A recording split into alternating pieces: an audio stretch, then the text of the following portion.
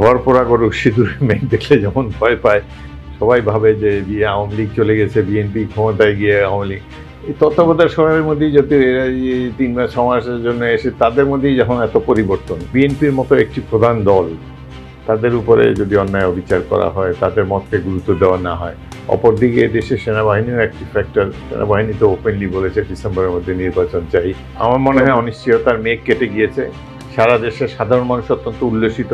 প্রিয় দর্শক মণ্ডলী, আমরা অত্যন্ত আনন্দিত যে আমাদের মাল্টিমিডিয়া চ্যানেলে এসেছেন বিএনপি স্থায়ী কমিটির সদস্য মেজর অবসরপ্রাপ্ত হাফিজউদ্দিন বীর বিক্রম।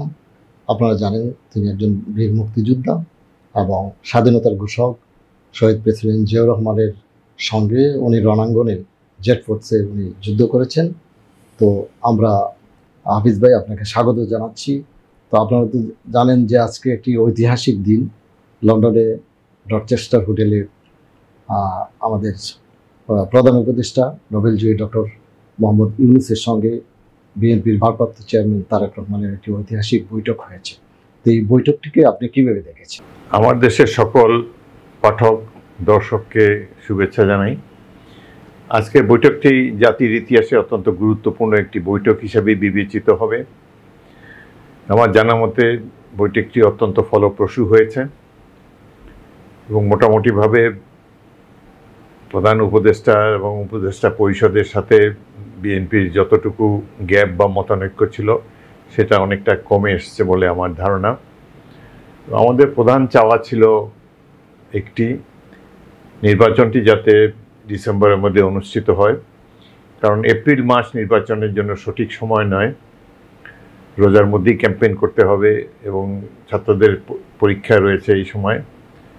সেজন্যই আমরা বলেছিলাম এবং অধিকাংশ রাজনৈতিক দল বলেছে, দুইটা রাজনৈতিক দল ছাড়া সবাই বলেছে ডিসেম্বরের মধ্যে ইলেকশন করার জন্যে। এমনকি জামাত ইসলামীও বলেছে যে রোজার আগে ইলেকশন করার জন্য, অর্থাৎ ফেব্রুয়ারিতে, 19 ফেব্রুয়ারি থেকে রোজা শুরু হবে।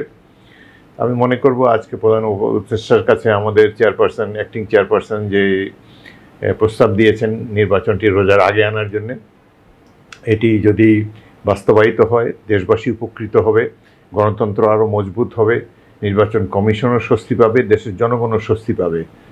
এই একটি জিনিস। অপর একটি যেটি আমাদের কনসার্ন ছিল, এটি নিয়েও আলাপ হয়েছে, সেটি হলো সংস্কার প্রস্তাব। তো বিএনপি 17 বছর ধরে দিয়ে এসেছে। রাষ্ট্রীয় বিভিন্ন অঙ্গনে, বিভিন্ন পর্যায়ে, বিভিন্ন স্তরে সংস্কারের জন্য আমরা প্রস্তাব দিয়েছি অনেক আগে থেকেই, এই শেখ হাসিনা সরকার বহাল থাকা অবস্থাতেই।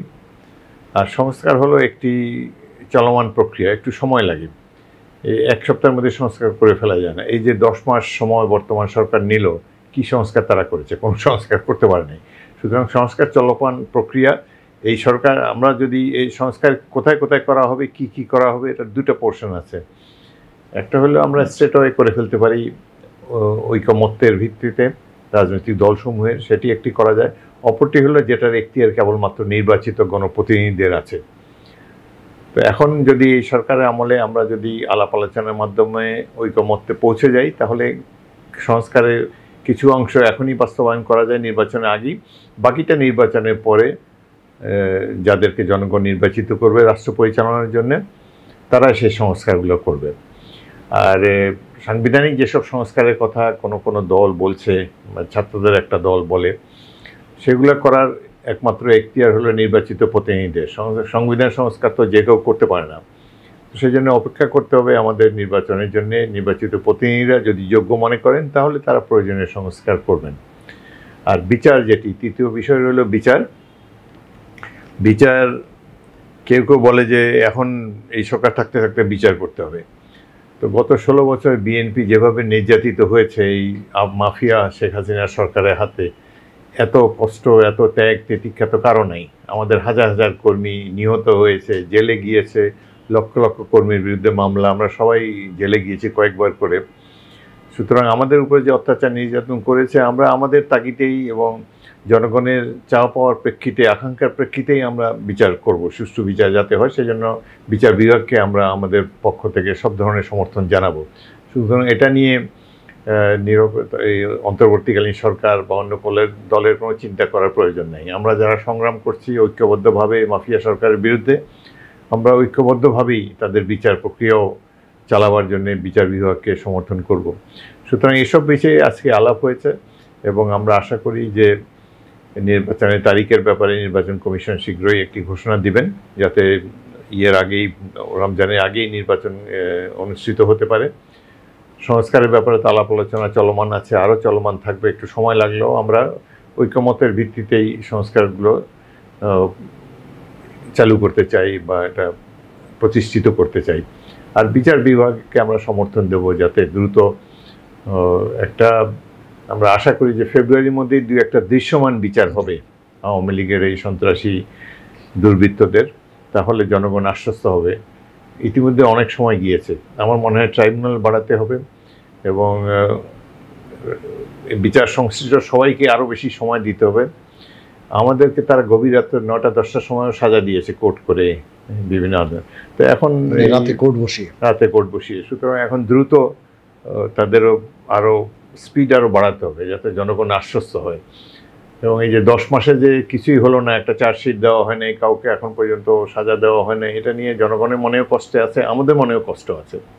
তো আশা করব আজকের মিটিংয়ের ফলে যেসব অবস্ট্যাকেল রয়েছে সেগুলো আলাপ আলোচনার মাধ্যমে অনেকটাই দূরীভূত হয়েছে, বাকিটাও ইনশাল্লাহ হবে।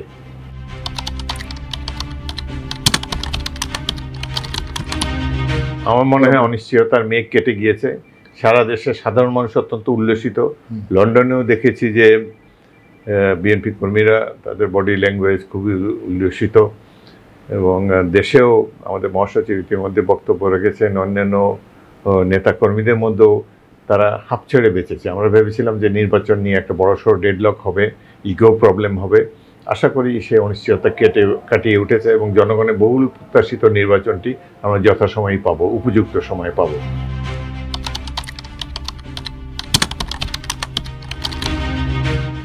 আমরা অত্যন্ত উৎসাহিত হয়েছি। ডক্টর ইউসুফ তো খুব বেশি হাসেন না, কিন্তু আজকে দেখলাম হাস্যোজ্জ্বল। আমাদের নেতা তারেক রহমানও খুবই উৎফুল্ল এবং খুবই আন্তরিক পরিবেশে, সৌহার্দ্যপূর্ণ পরিবেশে এই বৈঠকটি অনুষ্ঠিত হয়েছে এবং দেশের জনগণও অত্যন্ত আশাবাদী হয়েছে।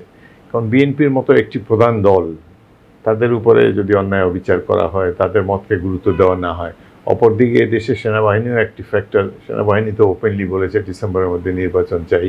আমরা মনে করি তিনি সিনিয়র মানুষ, তিনি বাস্তবতা উপলব্ধি করে বিএনপির সাথে একটা আন্ডারস্ট্যান্ডিংয়ে আসবেন।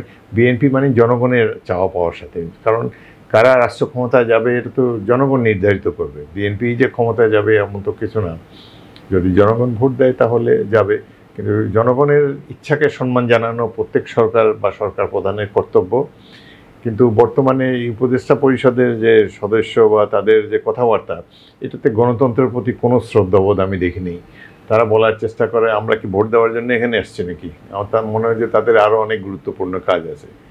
এই দেশের সংবিধানে আছে তত্ত্বাবধায়ক সরকার বা নিরপেক্ষ সরকার আসে, একটাই তাদের কাজ, নির্বাচনটা দেবে।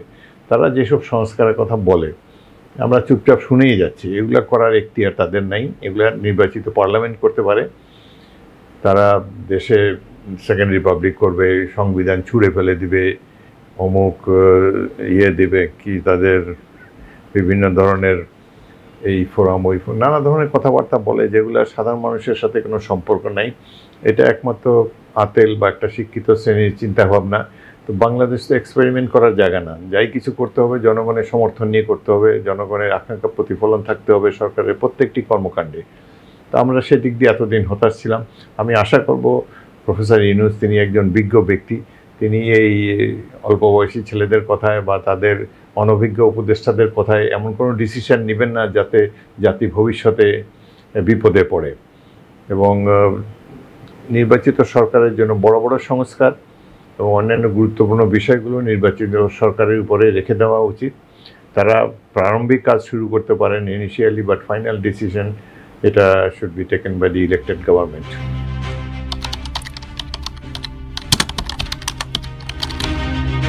বেগম জিয়া এখনও অবশ্যই দেশের সবচাইতে জনপ্রিয় রাজনৈতিক ব্যক্তিত্ব। দেশের জনগণ তিনি কি বলেন এটা শোনার জন্য অধীর আগ্রহে অপেক্ষা করে থাকে।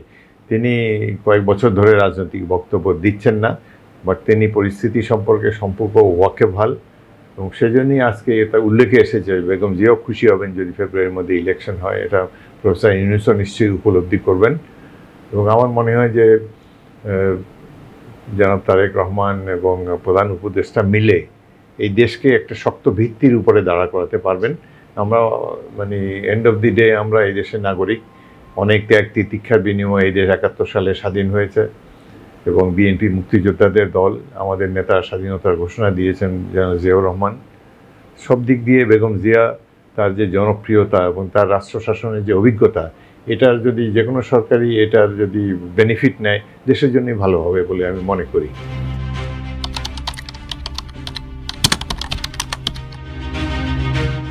বিএনপি বর্তমানে এই দেশের সবচেয়ে জনপ্রিয় দল, বড় দল, অতীতে ৩ বার রাষ্ট্র পরিচালনার অভিজ্ঞতা রয়েছে।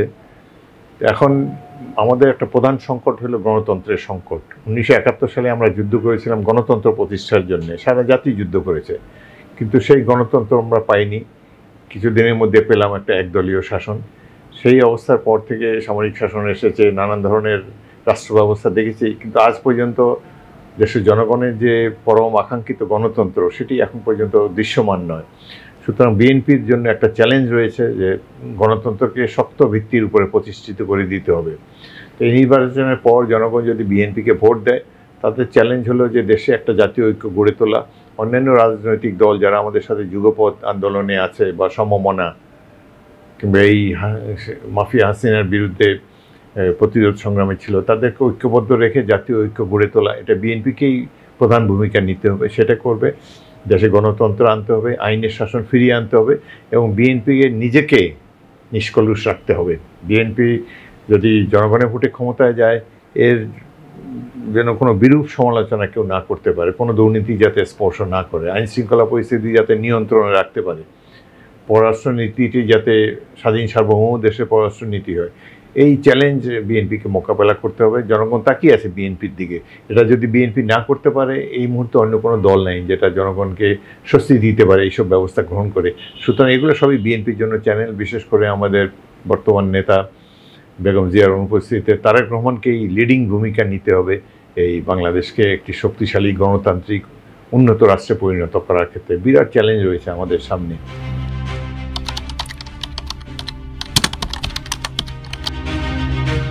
এই দেশে একটা বিরাট শিল্প গোষ্ঠী আছে, তারা সব আমলে তাদের যে শীর্ষ পর্যায়ের ব্যক্তিরা এই দেশে মার্ডার করে যায়, কোনো মহিলাকে হত্যা করে। এটা করে আওয়ামী লীগ আমলে পার পেয়ে গেছে, অন্য সরকারের আমলেও পার পেয়ে গিয়েছে এবং অনেক সময় অর্থকড়ি দিয়ে তারা আইনের আওতার বাইরে চলে যায়। সেই জন্য জনগণের মনে একটা সন্দেহ রয়েছে। কিন্তু এখন পরিস্থিতি হলো ভিন্ন। বিএনপি গত 17 বছর যেইভাবে নির্যাতিত হয়েছে এই আওয়ামী লীগের হাতে, আমাদের নেত্রী যেখানে 7 বছরের মতো জেলে ছিল, সুতরাং যারা এই রাজনৈতিক অত্যাচার বা গুম খুন হত্যা মানি লন্ডারিং করেছে, বিএনপি তাদেরকে আর কোনো ছাড় দিবে না। যদি বিএনপি রাষ্ট্র ক্ষমতায় যেতে পারে, এদের উপযুক্ত বিচারের ব্যবস্থা নিশ্চয়ই করবে। তার কারণ হলো বিএনপি সবচাইতে বেশি ভিকটিম হয়েছে এদের হাতে, সবচাইতে বেশি ক্ষতিগ্রস্ত হয়েছে। আমাদের নেতাকর্মীদের মানে যারা স্বজন হারিয়েছে তাদের সামনে যখন আমরা মুখোমুখি হই, এই বাচ্চাদের কান্না দেখে, মায়ের কন্যা, স্ত্রীর যে আরতি দেখে যে কোনো মানুষ দ্রবীভূত হয়ে যায়। এত করুণ তাদের জীবন কাহিনী, যেভাবে তাদেরকে তুলে নিয়ে গিয়েছে। সুতরাং আমাদের তো চোখের সামনে ভাসে, ছাত্রদল নেতা বাবা মারা গিয়েছে, জানাজা পড়তে গিয়েছে, ডান্ডা পরিয়ে জানাজা করেছে। সুতরাং এটা তো ভুলে যাওয়া বিএনপির পক্ষে সম্ভব নয়, সেটা আমরা নিশ্চয়ই মনে রাখবো।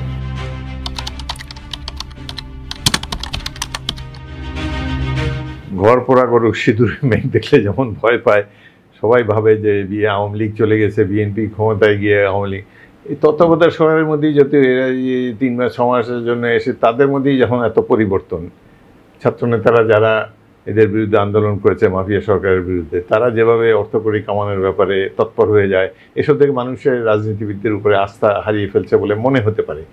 তবে বিএনপি নিশ্চয়ই এখনও বেগম জিয়া বেঁচে আছেন, তারেক রহমানও এখন আগের চাইতে অনেক তিনি ম্যাচিউরড হয়েছেন এবং দক্ষতার সাথে দলটিকে পরিচালনা করছেন এবং বিএনপি নেতৃবৃন্দেরও রাষ্ট্র পরিচালনার অভিজ্ঞতা আছে। আমরা মনে করি আমরা সবাই মিলেমিশে জনগণের আকাঙ্ক্ষা বাস্তবায়ন করতে সক্ষম হব।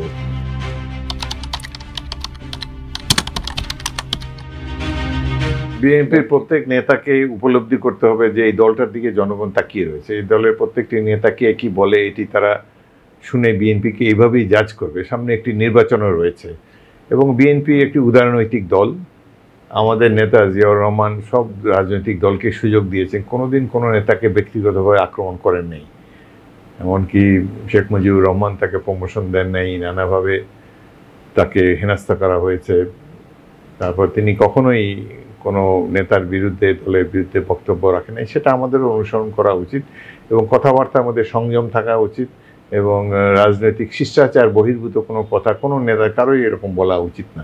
এই ব্যাপারে দল থেকে সতর্ক করে দেওয়া হয়েছে দু একজনকে। সুতরাং এটা অন্যদের জন্য উদাহরণ হয়ে থাকবে। আমরা সবাই মিলে বিএনপিকে জনগণের কাছে আরও প্রিয় করে উপস্থাপন করতে চাই।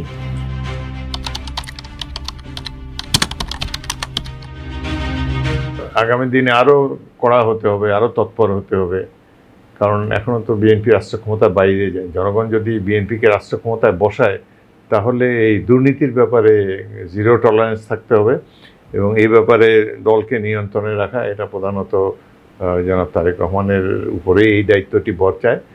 আমরা আস্থা রয়েছে আমাদের যে তিনি দলকে কঠিন শাসনে রাখবেন এবং কঠিন শৃঙ্খলাবদ্ধ হিসাবে তাদেরকে রাখবেন।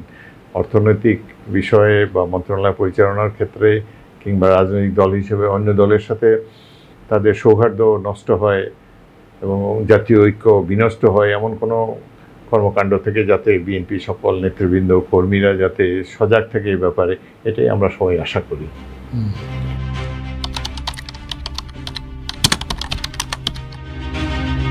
আমি এই দেশের একজন সাধারণ মুক্তিযোদ্ধা হিসাবে মনে করি অনেক ত্যাগ দীক্ষার বিনিময়ে আমরা একটা স্বাধীন দেশ পেয়েছি। আমাদের নেতা এই দেশের স্বাধীনতা ঘোষণা করেছেন, জীবন বিপন্ন করে তিনি যুদ্ধ করেছেন। আমি তার সাক্ষী রণাঙ্গনে জেড ফোর্সের একজন সৈনিক হিসাবে।